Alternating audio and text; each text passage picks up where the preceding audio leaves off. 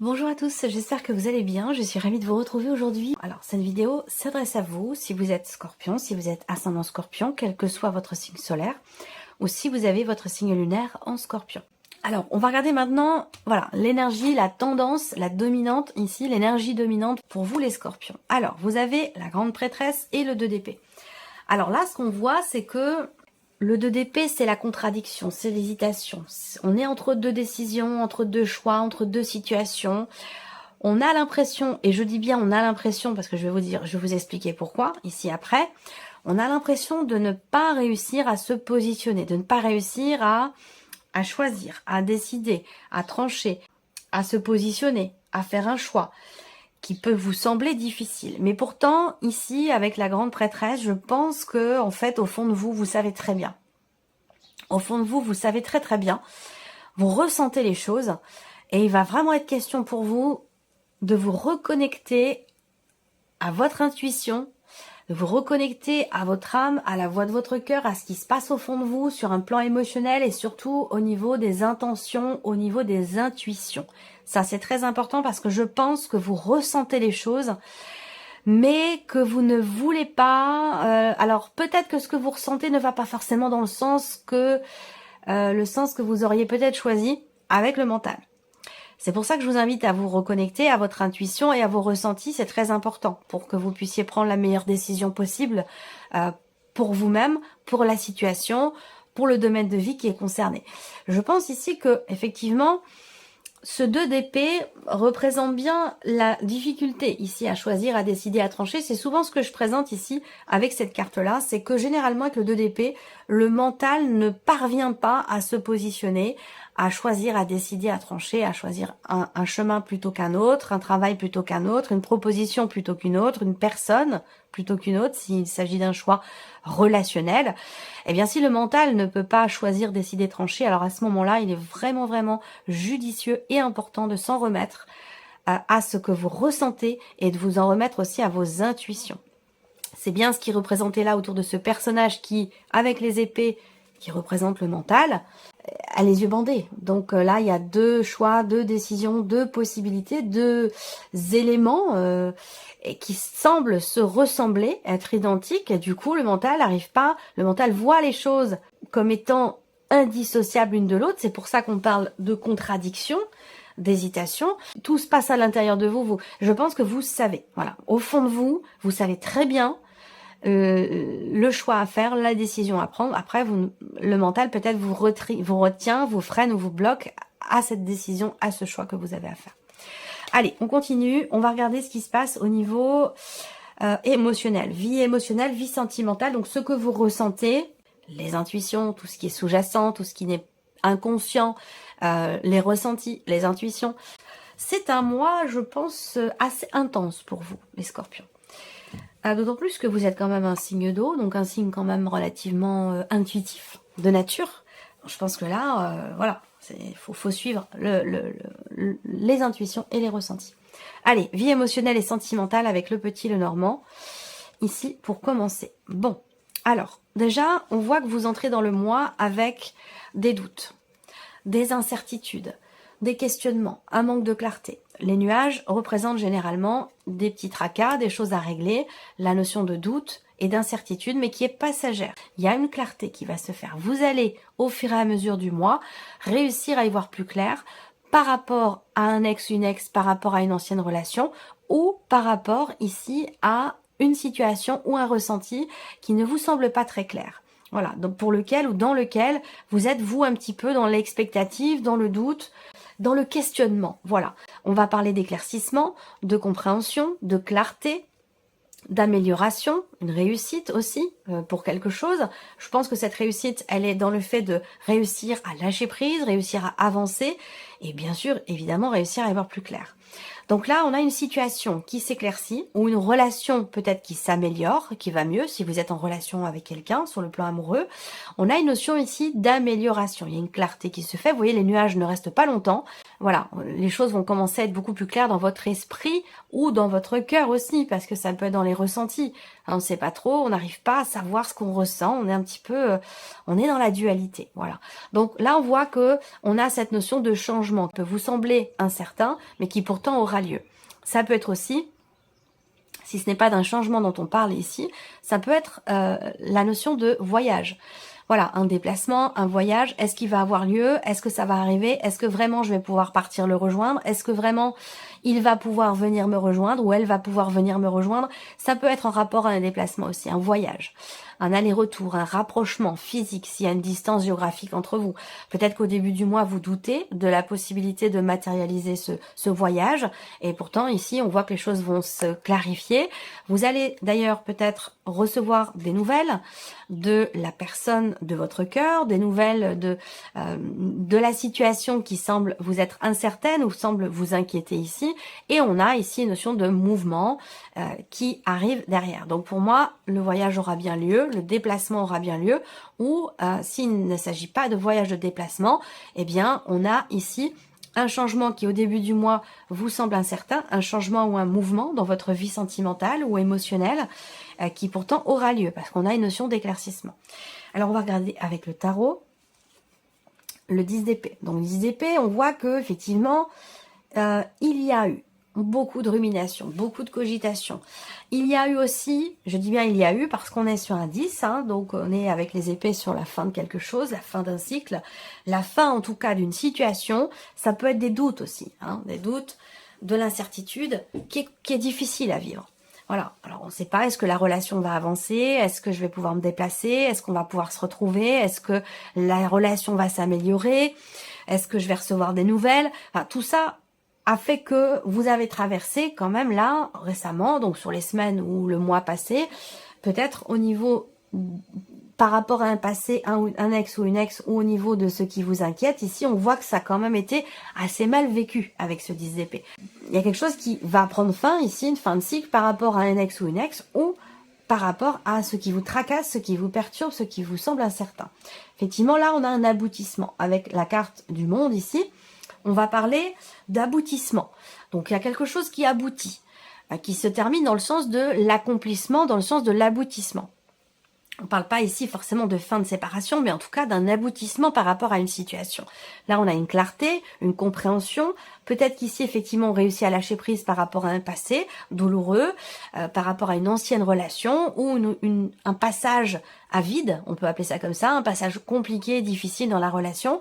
Là, on respire à nouveau, on y voit beaucoup plus clair et les choses s'améliorent. La situation, la relation ici s'améliore. La carte du monde, ça va représenter encore une fois la notion de distance, l'étranger, le lointain, une notion de voyage. Donc peut-être que il a été question pour celles et ceux qui sont en relation à distance, et encore une fois, c'est pas forcément uniquement amoureux. Si vous n'avez pas de vie amoureuse, ça peut concerner un relationnel très important pour vous. Une relation amicale, familiale, ou peut-être par rapport à l'un de vos enfants qui est loin de vous.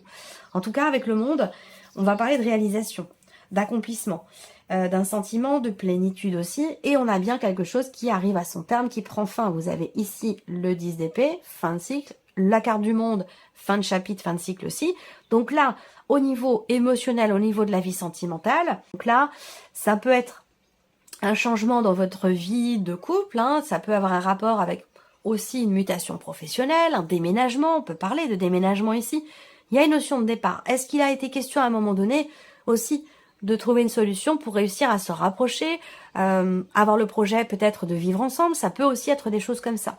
Là, clairement, on a une notion de mouvement avec le chariot du fait que l'on réussit à y voir plus clair, on se positionne, on choisit une direction plutôt qu'une autre. Donc là, on est vraiment ici dans le mouvement pour vous au niveau de la vie sentimentale.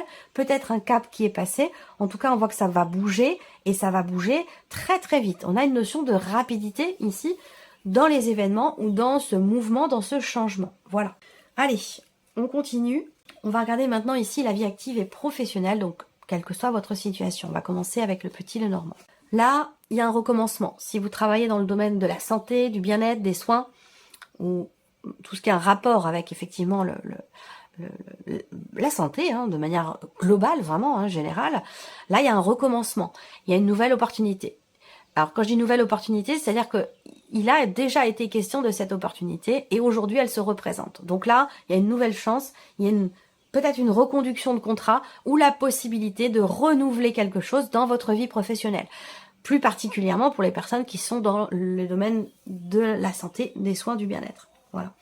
Après ici, j'ai la sensation que c'est un mois pour certains d'entre vous dans lequel vous allez beaucoup travailler, dans lequel vous allez aussi beaucoup vous investir.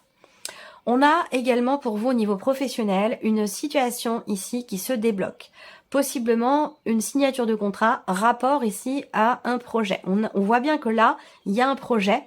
Alors c'est peut-être un projet quel qu'il soit, hein, projet professionnel. On voit qu'il y a une situation quand même qui évolue doucement par rapport au travail, doucement mais sûrement, et qui demande aussi un grand investissement personnel, beaucoup de travail, beaucoup de démarches aussi à répétition. En tout cas, pour moi, les choses se passent relativement bien. On arrive à instaurer petit à petit ce que l'on a projeté jusqu'à aujourd'hui.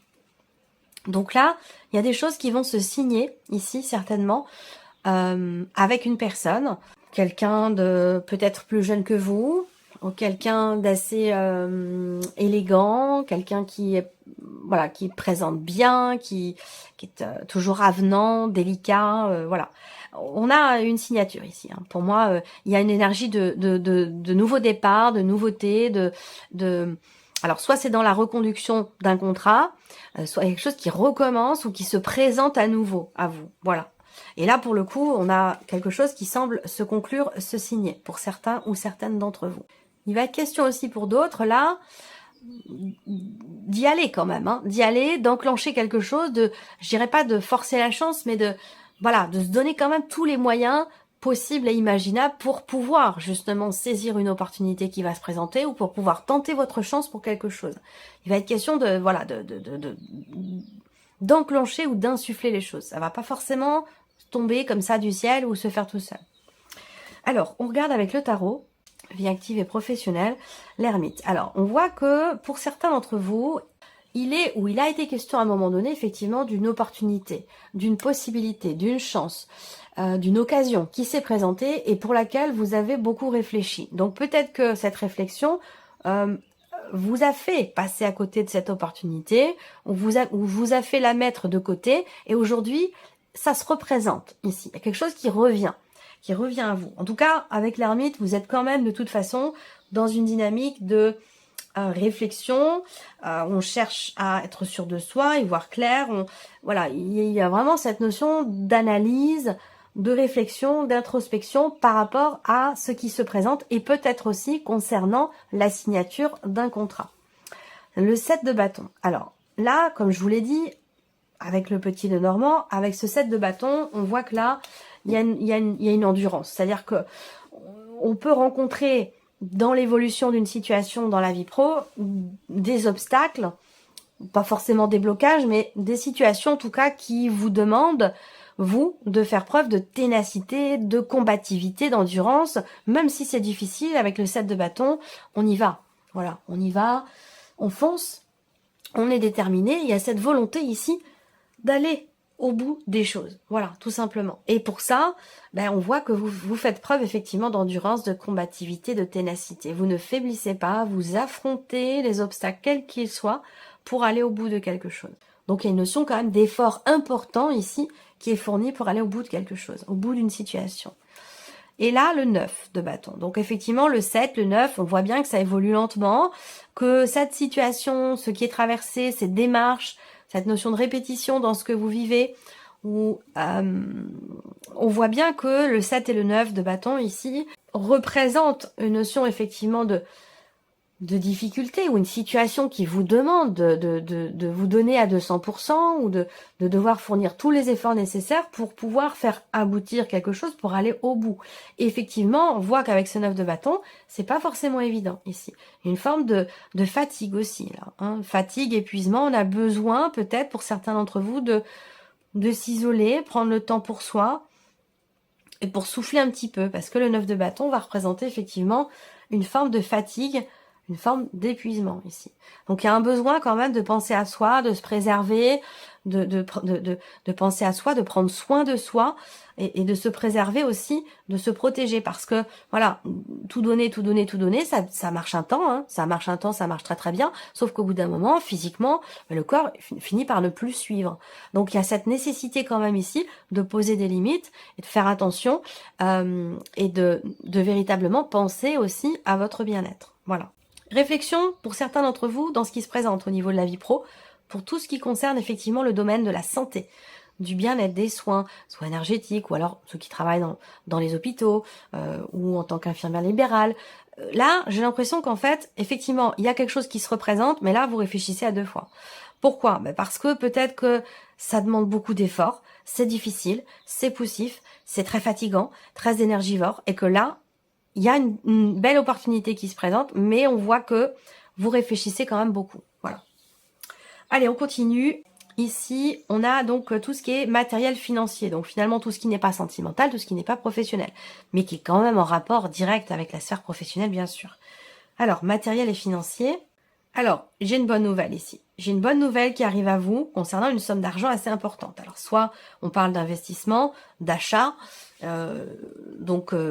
De toute façon, on parle d'une somme d'argent quand même importante ou d'un projet de construction, quel qu'il soit, avec une dimension financière qui est quand même relativement importante ici.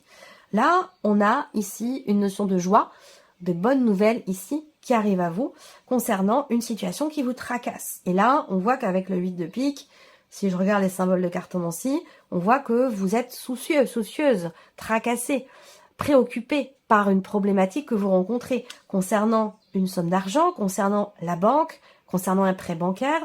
Là, pour moi, il y a de bonnes nouvelles qui vont arriver. Alors, ces bonnes nouvelles, je pense qu'elles vont se situer aux alentours de la Lune. Alors, je ne sais pas si la nouvelle ou la pleine, mais en tout cas, dans ces eaux-là, il y a une bonne nouvelle qui va arriver. Alors, pour certains d'entre vous aussi, là, il y a une dépense relativement importante qui peut avoir un rapport avec une date anniversaire pour quelqu'un qui est proche de vous, ou là, je sais pas, ça a un rapport avec un événement qui est fêté, où il s'agit de rassembler des personnes. Voilà, je pense qu'il y a effectivement une dépense qui va dans ce sens, pour certains ou certaines d'entre vous. On regarde avec le tarot. Le 9 de denier, c'est plutôt pas mal. Dans l'aspect matériel et financier, le 9 de denier, c'est-à-dire que là, il y a un sentiment quelque part de sécurité. Il y a une stabilité sur le plan financier. Mais en tout cas, avec cette énergie-là, il y a quelque chose qui est réussi, où il y a une notion de sécurité ici, matérielle ou financière. Donc là, on voit qu'au niveau des finances, il y a également ici une notion d'effort quelque part, d'effort mutuel. Donc ça peut être au niveau du foyer, de la famille, par rapport à des enfants ici, des dépenses familiales pour un enfant, pour une jeune fille, pour un anniversaire. Il y a ici cette idée que tout le monde ici, tout le monde ce mois-ci fait des efforts. Peut-être parce qu'il y a une dépense importante qui est prévue pour la famille ou pour une personne de la famille et du coup, tout le monde s'unit pour faire des efforts au niveau pour garder en fait ici cette sécurité matérielle ou financière. Alors, le 2 de bâton ici, une énergie où on évalue.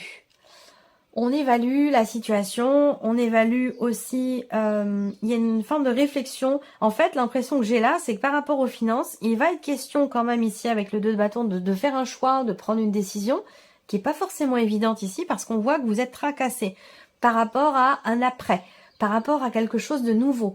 Et concernant ici le fait que il y a beaucoup d'hésitation concernant un positionnement, un choix, une décision que vous avez à prendre et que vous prendrez de toute façon ici.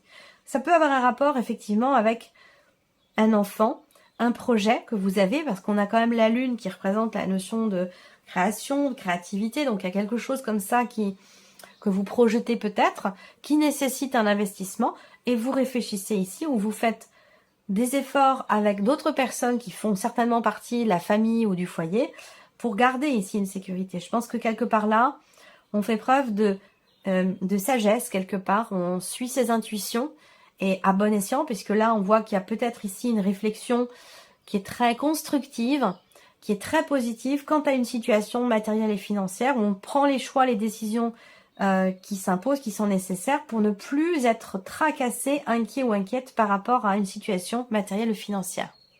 Voilà. Allez, on termine avec ici la surprise et l'inattendu. Alors, première chose, surprise inattendue. On me parle ici, déjà, première chose, d'une nouvelle. Donc, vous allez recevoir des nouvelles de quelqu'un. Vous allez recevoir aussi des nouvelles d'un contrat, d'une signature de contrat ou des nouvelles au sujet. Là, ça peut être des nouvelles de l'administration, que vous attendez d'ailleurs. Hein, ici, on parle d'une décision qui arrive, décision officielle, administrative, juridique.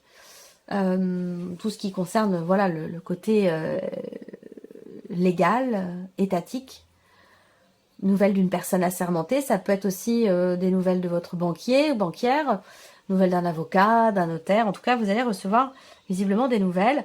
Et ça concerne une notion financière. Donc, il peut y avoir ici une rentrée d'argent par le biais de la banque, par le biais de votre banquier, par le biais de... si c'est dans le cas d'une succession, d'un héritage, avec la carte d'Ulysse, on va parler d'un avocat, on va parler d'un notaire, d'une personne en tout cas assermentée. Voilà. Il y a certainement ici une rentrée d'argent qui devrait avoir lieu. Il peut s'agir aussi de nouvelles qui arrivent d'une personne de qui vous attendez quelque chose. Une possible réconciliation avec quelqu'un. Voilà, c'est tout à fait possible. Allez, on regarde ici avec le tarot. Surprise inattendue.